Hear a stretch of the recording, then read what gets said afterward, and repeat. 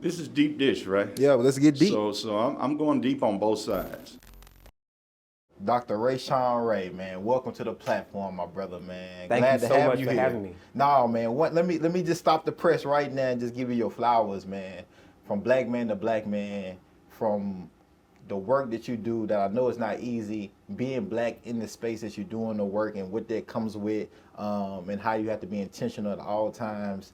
A whole bouquet of flowers to you, man, and just thank you for the work that you do, fam. Thank you. Man, look, thank you. I really appreciate it. You know, it's always a community doing this work. We appreciate your platform and the work that you do, not just here in Nashville, but throughout the country in terms of your reach and really aiming to bring a level of authenticity that we think is really, really important for the community, to really raise up community assets and community voices that are oftentimes marginalized, underfunded, underfocused on. So your platform is definitely appreciated, and you have an amazing space. This is dope. Hey, it's even more amazing when amazing people are in it. And so this is a brave space, so we're gonna get straight into it. One man, just think air, just think the whole initiative, the equity initiative of just being here in Nashville with the symposium, man. I just want to say that first. It was an amazing event. I enjoyed it. I enjoyed the panelists, the speakers, and just the networking, man. So I don't even want to spend too much time on that because you got so much work, and I want to get your perspective on a lot of things that's happening and a lot of the things that were addressed yesterday in the symposium. So I just want to say that so the viewers and the watchers can go back and just go to refer to it. But man, look, let's go ahead and get into this equity. What does that even mean to you at this point? Equity. What does that look like and what does that mean? Yeah, so oftentimes people talk about equality. That's a word that we hear a lot. Right. And over the past few years, we've been hearing equity more. They are different concepts, but they're related. Equality is giving everyone the same thing. Equity is giving people what they need. Yeah. And part of thinking about equity is centering a restorative justice perspective by understanding that people have been marginalized and oppressed and have not had the opportunity to be treated equally. So before we get to equality, we have to address equity. So at the American Institutes for Research with the AIR Equity Initiative, we are deliberate to think about equity and centering that and giving communities what they need and then also lifting up assets. Yeah. So part of that is thinking about the deliberateness by which we do this work. And when we think about Nashville, I mean, there's a lot of work to be done in different parts of the city, whether that be the northern part, the southern part of the city, in terms of the way that people have not been given equitable access to resources. And before we can even get to equality, we have to address the equity piece. I always say this, especially when it comes to black folks in particular. Like, a lot of people like to use their word ally. Like, I'm an ally, right? And I truly believe that black people specifically don't really know who's a true ally until we get racial equity. Because a lot of that ally comes from a social economic relationship a lot of times. But what happens when black folks only need and can support black folks economically and socially? How many allies do we have? Because we know where our black dollar high circulates in other communities 3, 4, 5 times. And so when I think about equity a lot of times too, I think it's a cost. And it's a racial cost that I don't know if when we get to that point, it'd be interesting how society responds to black folks in particular, and if we ever fully get equity, but definitely social and economic equity in this country. Well, even when there are spaces where black people have been able to gain some semblance of equality, oftentimes what we've seen historically is that those particular communities have literally been bombed. Literally, yep. Whether we're talking about Tulsa, whether we're talking about Philly, whether we're talking about Rosewood, whether we're talking about Detroit and East St. Louis, communities and neighborhoods now that people vilify, not realizing that they were thriving. North Nashville falls into that group. When we look at Fisk, Meharry, Tennessee State University, these continue to be anchor institutions that produce some of the best and brightest among us, not just black folks, but among us on the planet. And they have done that in marginalized communities in ways that we haven't seen. When we start talking about allyship, I actually think that there are a lot of people across the board who are allies. This is the problem with being an ally, though, and stopping there. When you're an ally, you can be silent. Instead, we have to progress to a typology that I call being a racial equity advocate and a racial equity broker. That first starts with being a racial equity learner. It's learning the history, about the policies, procedures, and rules that have governed among us that have created systemic inequalities. Second, we can then use that information to become a racial equity advocate. Being an advocate oftentimes means when people are not present, who are being marginalized, and when you are sitting at a table and people are talking about people who are not present, do you speak up and speak out for them? That's just not about race, that's about gender, that's about sexual orientation, it's about a host of things that we could talk about in terms of what it means to be an advocate and speak up and speak out, right? Third, we go to being a racial equity broker. That's when we really start to interrogate the rules, policies, procedures, and laws that govern over us, and we act to change them to ensure that they are equitable and equal. And then we think about what it means to be an accomplice. That means literally being willing to put yourself in the space of other people who you know that when you are present, they are treated differently because you are there.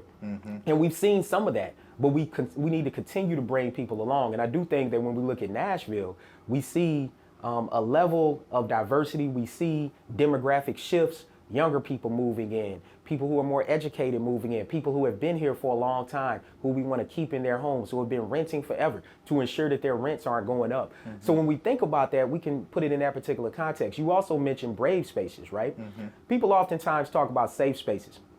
There just aren't too many safe spaces for Black and brown folks, to be honest with you, right?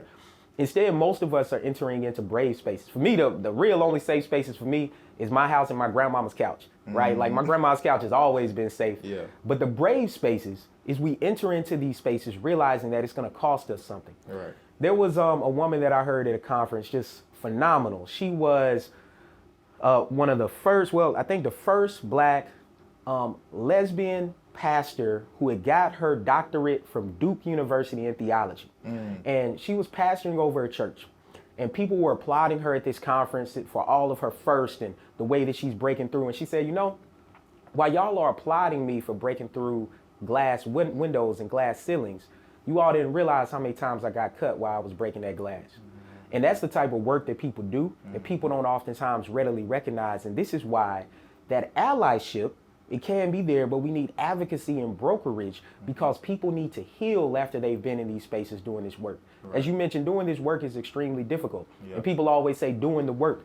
And at the ARR Equity Initiative, what I'm so proud of is that we are able to fund and support organizations and researchers that are undervalued, that are underutilized, that are underfocused on, to give them the resources to be successful. And this is what's important. When I say be successful, many of them already are. They're doing so many amazing things in the local community. And many of them did not ask to be organizers, researchers, activists.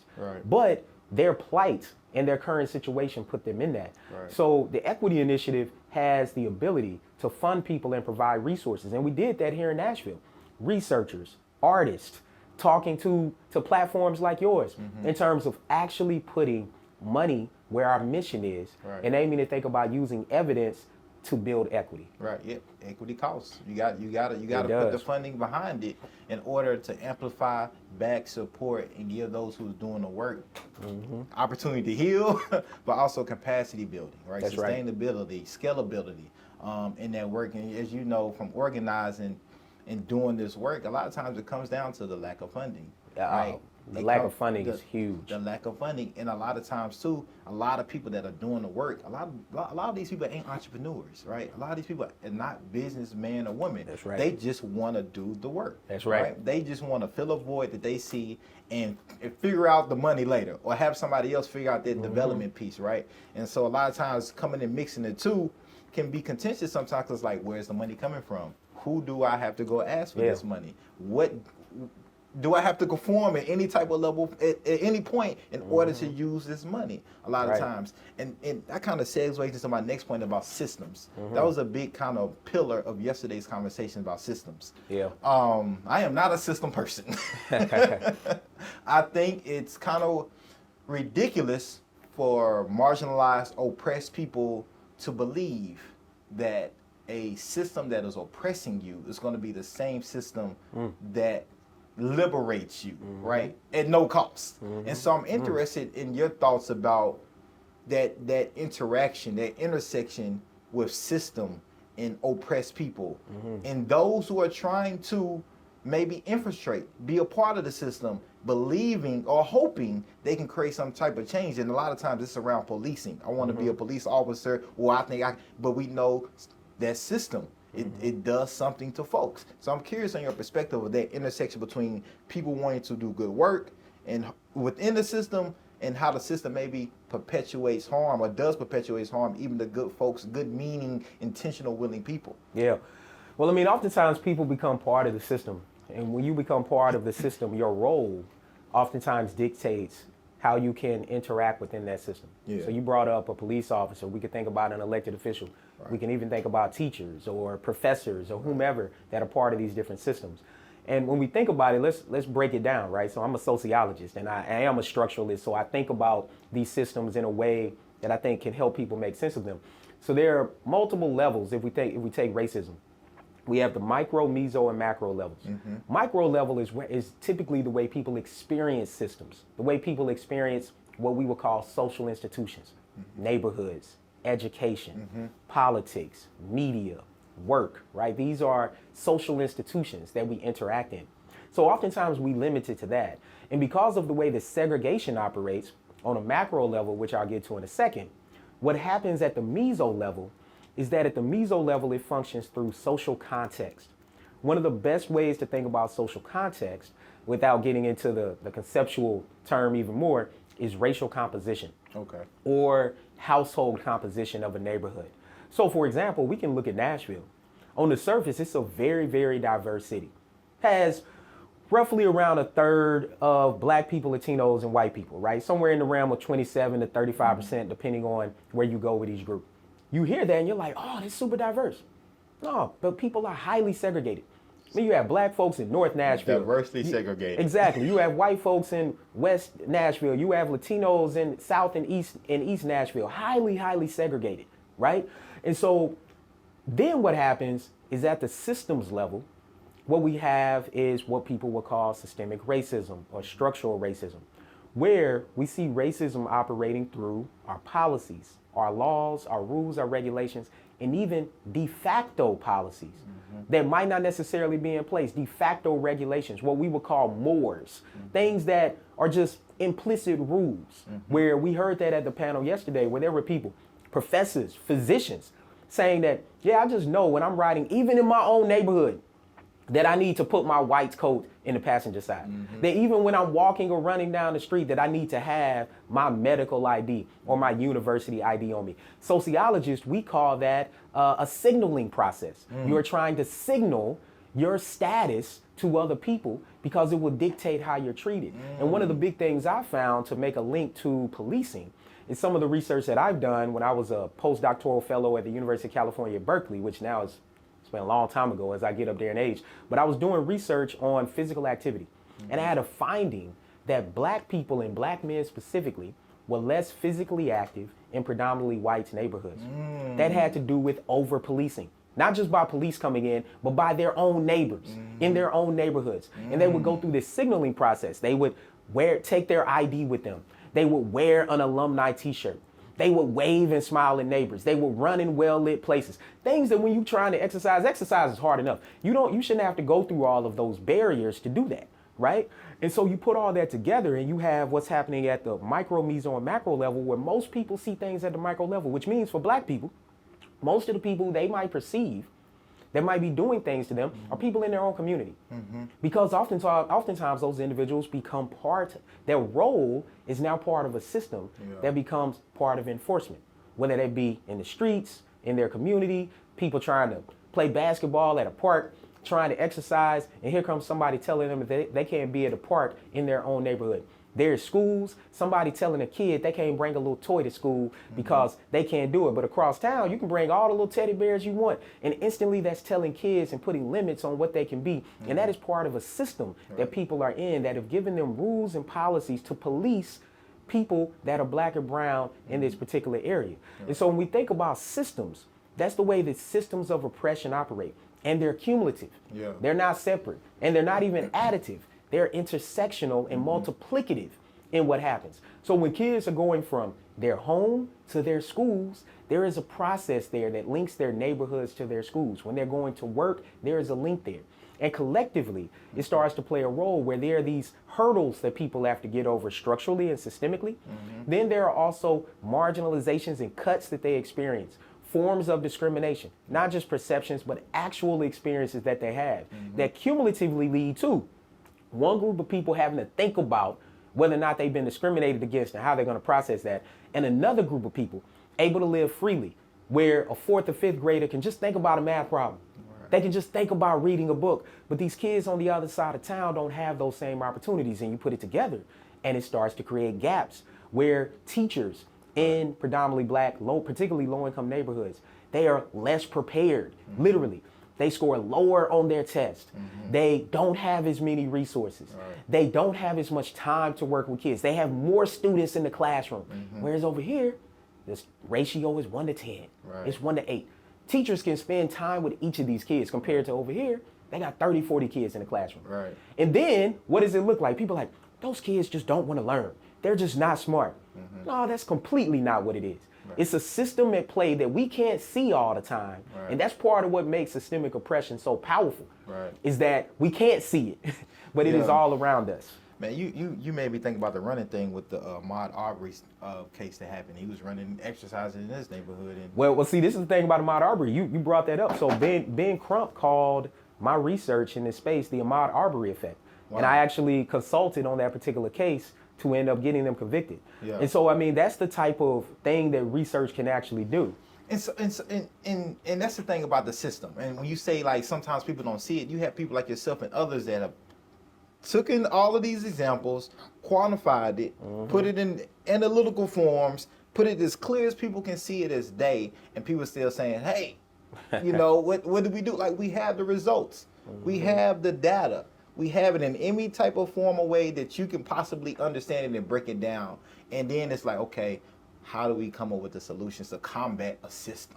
How do you combat a police system? How do you combat a legislative system that's perpetuating harm, neglecting communities, rooted in systemic racism, right? Rooted in white supremacy, right?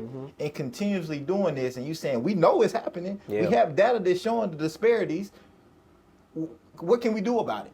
At this point, that is kind of my frustration a lot of times.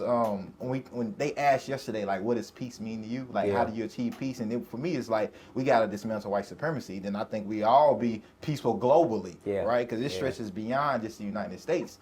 And so I just think about systemically and systems. I don't know if we can combat it in a diplomatic way. And I think that conversation makes people uncomfortable.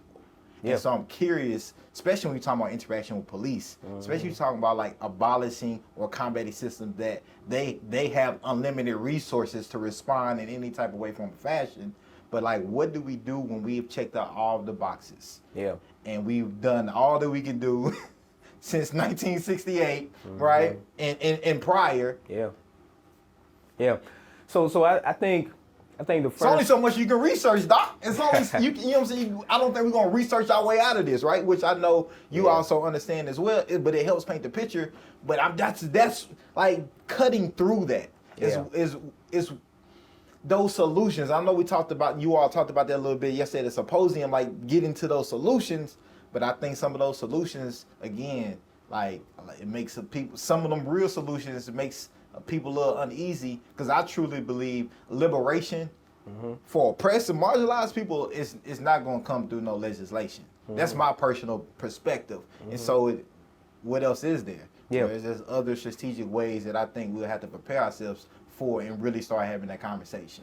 So I mean, look, I think research is not only about examining the problems. One thing we do at the AR Equity Initiative, we aim to focus on solutions, interventions, and innovations to say what is working.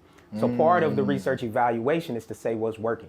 You know, when it comes to policing, for example, there actually are places or things specifically in places, to be more specific. There's not really a place that's got it right, but things that are working. Part of the issue, though, is we have such a deficit approach to research and this particular issue. So we only focus on the problems. If you think about it, the only police officers we hear about oftentimes are the ones that done something wrong. But what about the other ones? Many of them are doing things right. We don't study them, right? That's what we do at the Equity Initiative. We aim to center the things that actually are working and lift them up. I think on one hand, first, there's a role for everybody to play. Right. Like, and people have to figure out what their entry point is. So I think that's the first thing. There is literally a role for everybody to play. And I think fundamentally, oftentimes, it just starts with voting, if you can, right? Or aiming to ensure that people who have been disenfranchised from voting have the ability to do that. I think second, though, there are definitely a lot of people who think just about abolition. They're like, we can't change the systems that are meant to oppress us because there are people who benefit and get privileges from the way the system is currently set up. And they're going to aim to hold on to that at all costs, right? There's definitely a group of people that's there. The way that I think about it, while that is being pursued, right, that there is a role to be sitting at the table. And part of that means when people have not really sat at difficult tables, they don't really understand that you're stepping into the lion's den. You're stepping into fire in a way that people have not seen before. And that takes courage. That's the bravery, right, that happens with brave spaces. So I encourage people to get into those spaces to actually see what that looks like, right? Because there are change agents and change tables. And people need to think about the tables they're sitting at. I think when it comes to law enforcement, look, policing is pretty much the oldest social institution that we have. It's older than the founding of our country. I mean, it was founded as slave patrols to patrol black people trying to flee plantations who were trying to run away to their freedom. So part of thinking about that is why would we think that still at the root of that is what should govern over us and keep us safe when we talk about public safety. So we also got to think about this. You mentioned 1968. Okay, that was the Fair Housing Act, right? That was when MLK was assassinated. But then, of course, we go back to 1964 with the Civil Rights Act. Then we got 1965 with the Voting Rights Act. Then we can go even before that, and we can think about not only the end of slavery, but then the onset of Jim Crow and some additional policies that came in, like redlining and restrictive covenants and all of that. I make that point to say, through all of this, law enforcement largely stayed unchanged. 1964 Civil Rights Act, the same cops, we go to 1954, Brown versus Board of Education, the same cops that were preventing black kids from going to school were the same ones the next day after the policy, right? Now, I do think the policy change is really important. Like, we wouldn't be sitting right here right now if we didn't have the civil rights legislation. But what people don't really realize is the way that policies get rolled back, that we have to continuously fight to maintain just the level of equality that we are pursuing. And I say are pursuing, right? But I think on the policy front for policing, there are some specific things that are really, really important. And we heard that from some of our ARR grantees. Partly it's lifting up communities. It is centering data for the reasons that I mentioned earlier about deficit data and actually focusing on a small group of officers who inflict a large amount of harm, but also then looking at the lack of accountability that they receive. Over 90% of officers who kill someone in the United States, which happens roughly every 8 hours, by the way, and every 40 hours for black people, which disproportionately, we are just so much more likely to be killed by the police. And it's a very, very important stat. Black people are 3.5 times more likely than whites to be killed by police when we are not attacking and when we don't have a weapon. I'm gonna say it again because people don't really get it because they assume that we're doing something wrong. We don't have a weapon. We are not attacking 3.5 times more likely. Who says that? Police officers say that. It's coming from police data, right? So we can deal with that. We can collect data. And this is why the George Floyd Justice and Policing Act, which I happened to work on, and it was devastating that it didn't pass because I think that Republicans and Democrats were on board with it. And it's sad when political theater gets in the way of policy change that can really make a difference. But in there, collecting data is really important. There are only about 40% of police departments that actually send data to the FBI, the Department of Justice, and the like for this. So that should be mandatory, first off.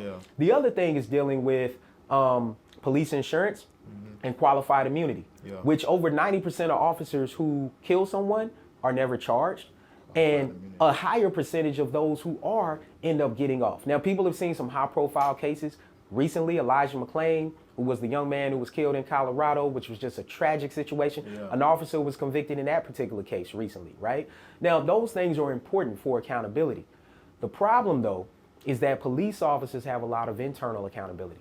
They are policed by their own, and you're going to get a very different outcome.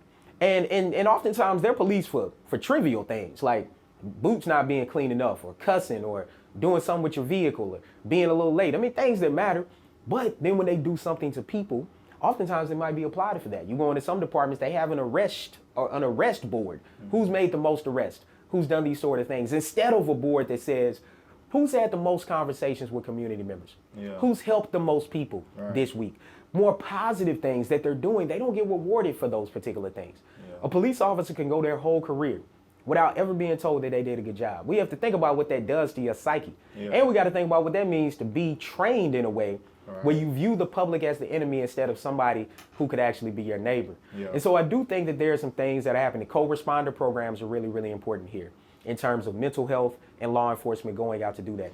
We can also think about advanced trainings that can do some of the work. But I think the biggest thing in terms of how we think about these particular issues is the police insurance is extremely, extremely important. Yeah. Right now, if a person sues for police brutality, you know who pays that money? You pay it, Yeah, taxpayers, right? yeah. Taxpayer money pays it. And in some cities like Chicago, where they don't have enough money to pay it, it is bonds that are put on the open market that people purchase that then taxpayers have to pay back later at a high interest because they didn't have enough money to pay it. And we're talking about billions of dollars spent on police brutality. That money could go to education. Yeah. It could go to work infrastructure. It could go to health equity. And so we put all this together. There are some changes to be made as we're thinking about and people are pursuing potentially abolishing the current system that we have and building a new one. I was a part of some of that work, that organizing work to get that co-response with MMPD that we have here in the co-op with the health department. And that was, we have something, right? Because we didn't have anything at all before. And that's just part of organizing. It's not a zero-sum game a lot of times. Sometimes it's, we got something, let's work to it, let's do a pilot. That's right. And that's good. And it's important for people to understand that.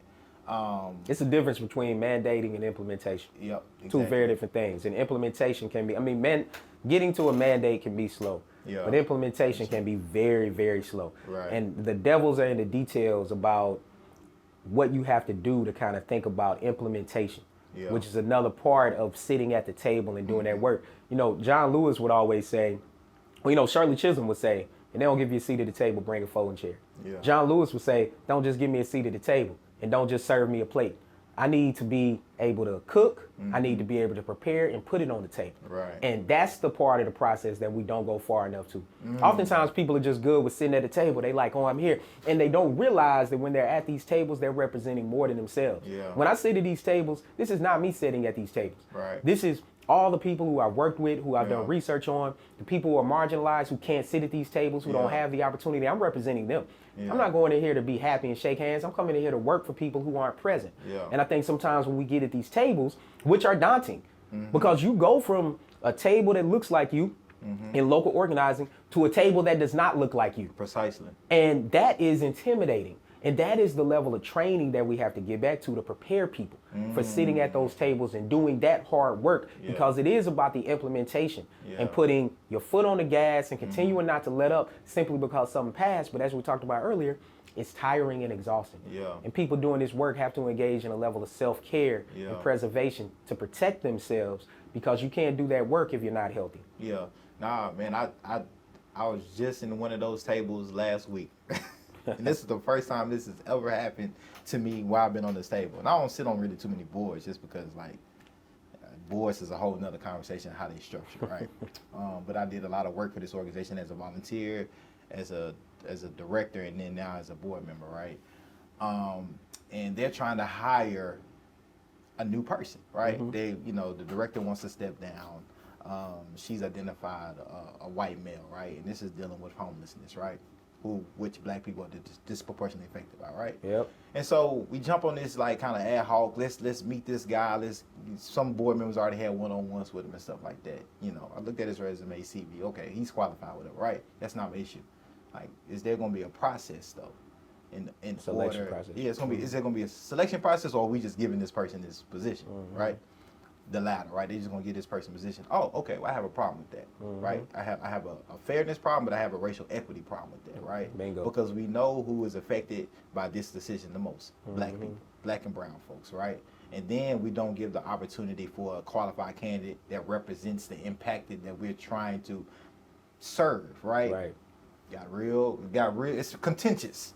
It's contentious for two reasons. One, because I brought it up, but two, they understand who I am in this city, in this region, right? And so they're gonna have to figure out something. right? And I already know where I stand. It ain't no kind of movement. I don't care how qualified anybody is, but it's like it's a process. But that when it goes to you're not just representing yourself, you're representing the whole body. You have to stand on that. You just can't be about diversity, inclusion, and access and equal on certain things. That's right. It has to be everything, right? And that's what people try to do. They try to be about it in one particular thing. Oh, we did this. We got a Latinx person. We have a person from the gay community. We have a black person. We have a woman. Like, nah, okay, cool, kudos. But nah, you got to keep that energy about everything. Yeah. And it can be challenging, but that's the process. Welcome to the party. Mm-hmm. And so when you said that, it just made me think about a current situation that I'm presently having to illuminate for people. Like, nah, like this ain't about me. It's about the collective goal for everybody. We say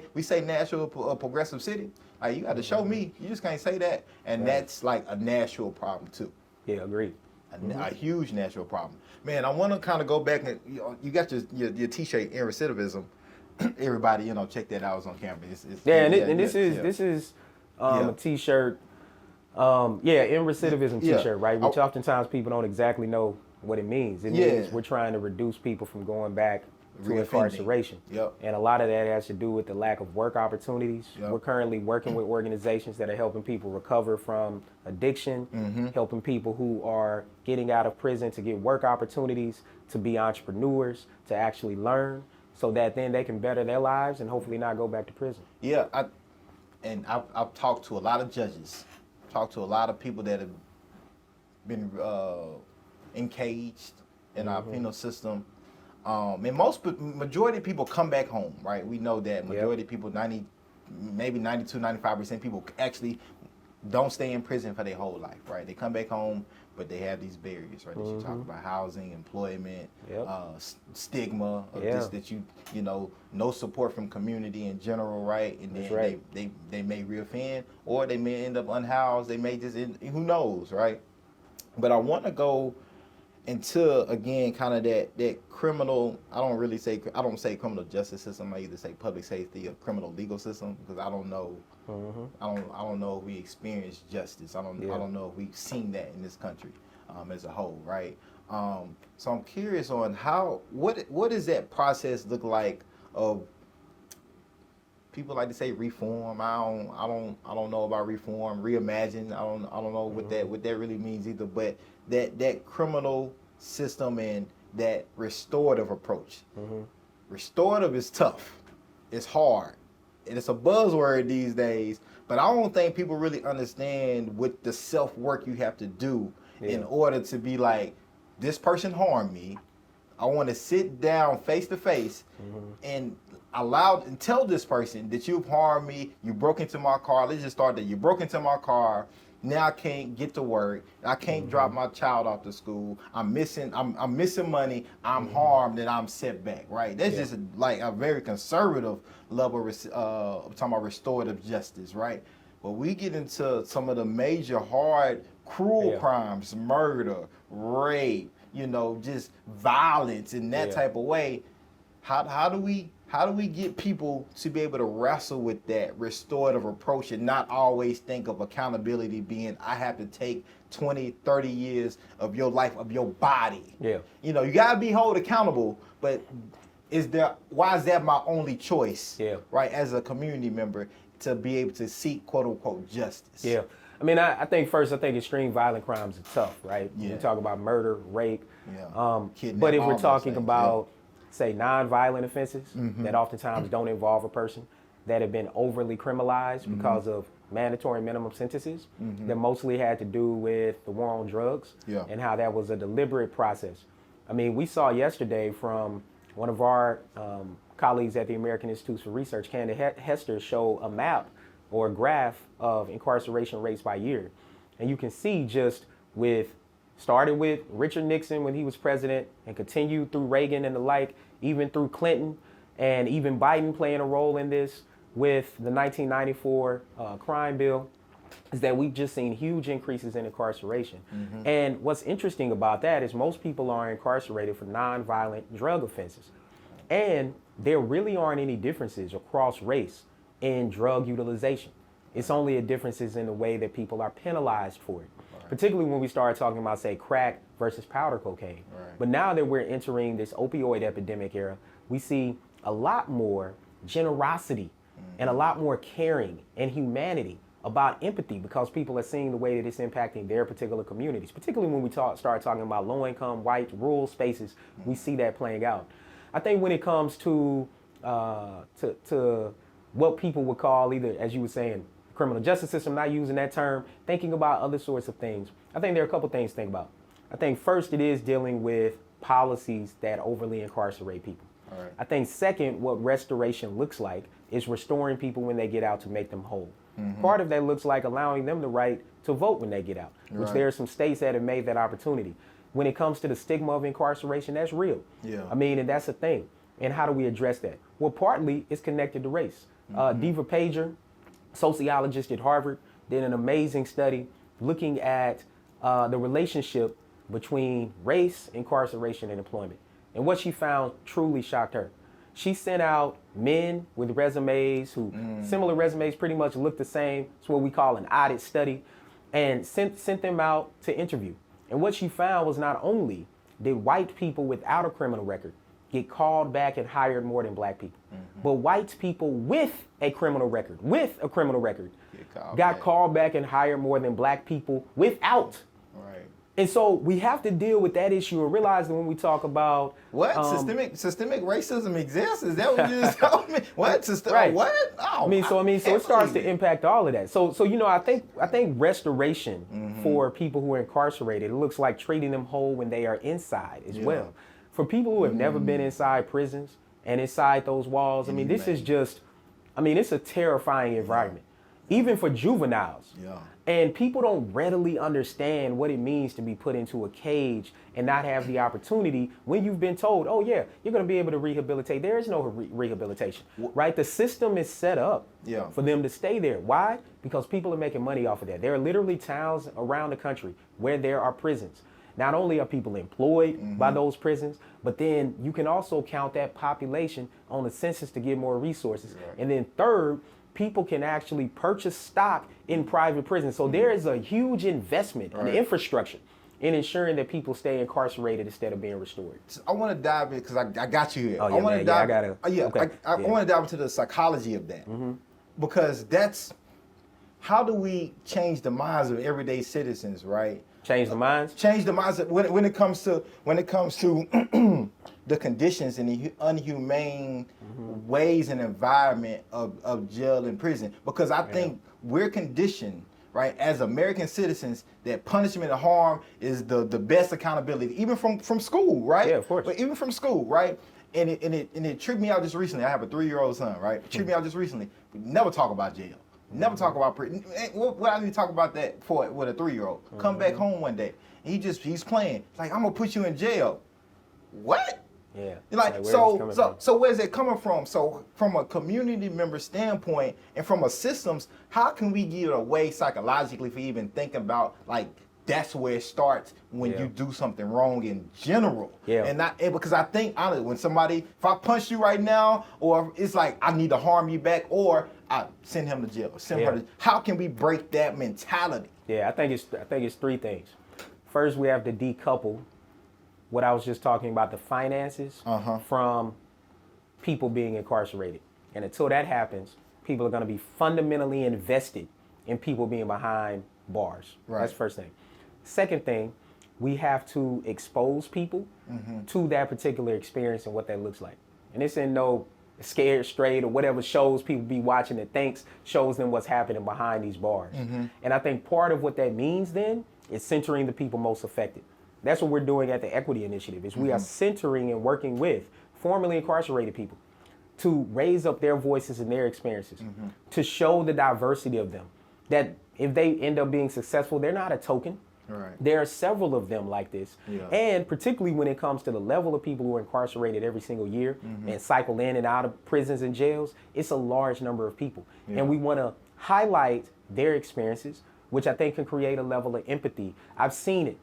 We've taken people into prisons, into spaces, and they are in there crying. They come out just transformed by that particular experience. I mean, even yesterday, just hearing people talk about it, people were transformed. Yeah. There's something transformative about hearing people's story and seeing it and connecting with them. Proximity matters. Proximity matters. And the third thing I'll say, which I think is the biggest one, it is policy change. Let's think about this. Most white people were not for the change that happened in the 60s. Most white people were not for slavery ending, right? But you know what? Those policy changes happened. And because of that, people's attitudes eventually caught up. Right. Why is that? Because they start to interact differently. Right. They start to think differently. Our narratives start to shift. Right. And I think we're starting to see narrative shifts about formerly incarcerated people, about returning citizens, right? The narrative is no longer, oh, these are people that are scary that I need to avoid. Instead, it's like, oh, tell me your story. Let me get some context for this. Now, we still got to work on the workspace. Employers say they want to hire people, but we find that they really don't, particularly for jobs where people interact with the public. They still don't want to do that, right? But that's why the tech industry is so important here, because a lot of those jobs you don't have to. That becomes a lower entry with higher paying jobs. You can give people a skill set even when they're still incarcerated and quickly when they get out. But that policy change is important. And we got to realize what research tells us is that the policy change oftentimes leads to attitudinal and behavioral change, not the other way around, right? And we make that assumption. We look at school desegregation, tons of white folks out picketing with signs trying to stop. Shoot, Jerry Jones was standing out there in the crowd, right? When we look at all of this. And now all of a sudden, we fast forward with policy change. And to a lot of people, he might be one of the owners that thinks about these things in a particularly different way. Doesn't mean that it's right or great, right? But better. And so we put things on a continuum. So realizing, and I think part of the thing that's difficult for people, it's difficult for people to understand policy change and what that looks like, right? I mean, I've testified before Congress. I've worked on legislation. It's a different beast. It's a different process. And I think it's archaic and I think it's problematic.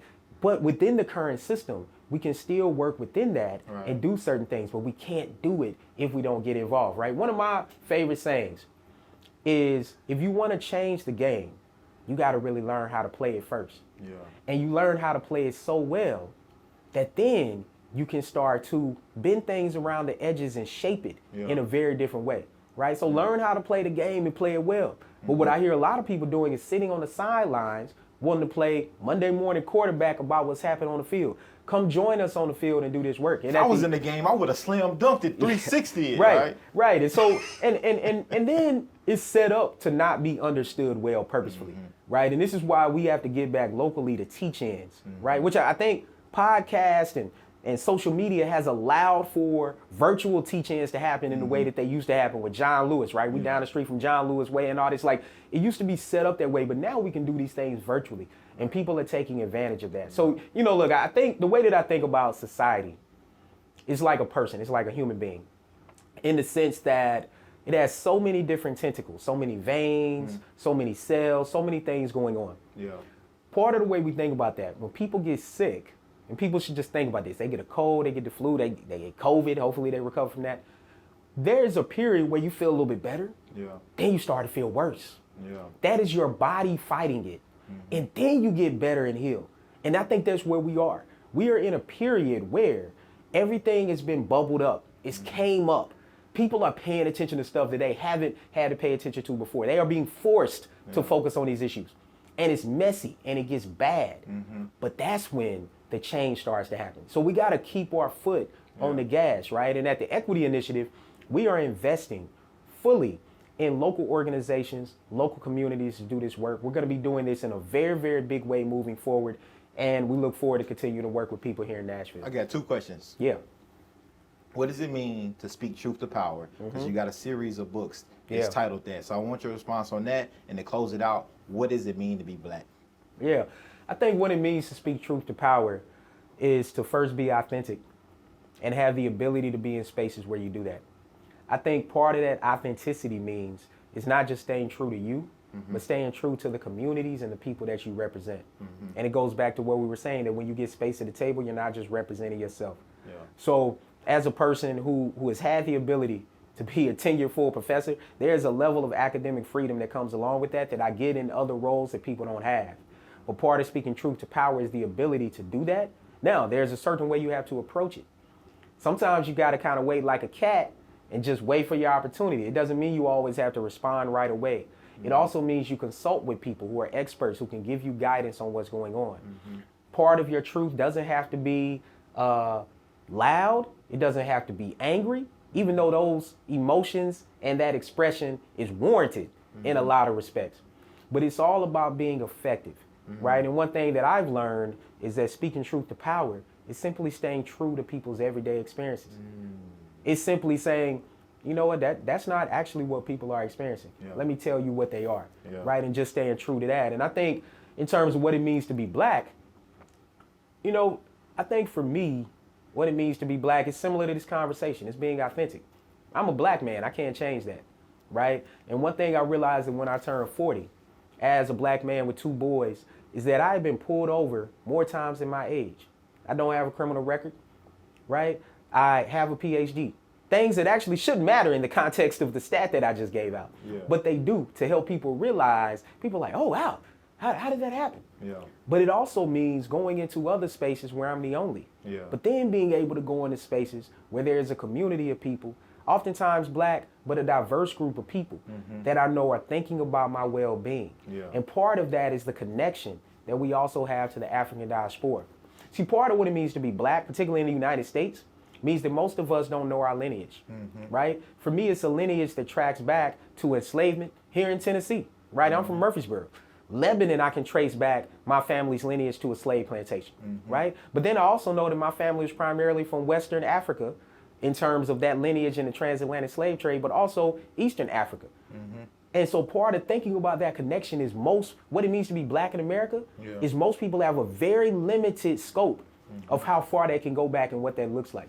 And that means they can't dream, they can't look at that, they can't imagine the possibilities, they can't go back into their lineage and make those connections like other people can. And so part of being black means we literally have to go on a restorative justice journey for ourselves and our families. That means looking into your genealogy. That means doing a family map and tracing people. That means also talking to people to heal on a regular basis. Whether that be through counseling, whether that be through spiritual guidance, whether that be through a family member or friends that you can do. Because being black in America continues to be hard. But this is one thing I'll say is I think about my 85-year-old grandma who I channel all the time. Looking at her life and what she's lived through. From Jim Crow segregation through the civil rights movement to now. And she was there yesterday, being able to see this. Part of the way I think about that, I think about the progress that's been made in her lifetime. And as daunting as people think things are, in her lifetime, 85 years, tons of progress has been made, right? The progress we can make in a lifetime can be transformative for future generations. And oftentimes, we're doing things now for the next. People can't lose track of that. We're sitting here because of what people did before us. And we have to continue to do that and realize that we all have a role to play in the process. Man, look, I know you got to catch a flight, but I want to thank you. Thank you. I appreciate it. We can go. It's so much more. We'll do it again. We're going to do it again. But tell people where they can find your information, where they can learn more about AIR, and just any contact information, any way people can connect to you and your resources and the organization of those resources. So people can go to AIR.org. They can search the Equity Initiative. They can find us on LinkedIn, AIR Equity Initiative, on Instagram and Twitter, AIR Informs, and then on Facebook, American Institutes for Research. For me, people can follow me at Sociologist Ray on all platforms, and then they will also see the AIR Equity Initiative attached to that. And so please connect with me. I'm always down to connect with people and hear what's going on. And we also continue to want to hear about what's happening locally, because these grassroots organizations grow, and they grow into amazing flowers and roses that help change the world. Dr. Rashawn, man, I appreciate it, man. Thank you. Nah. This was great.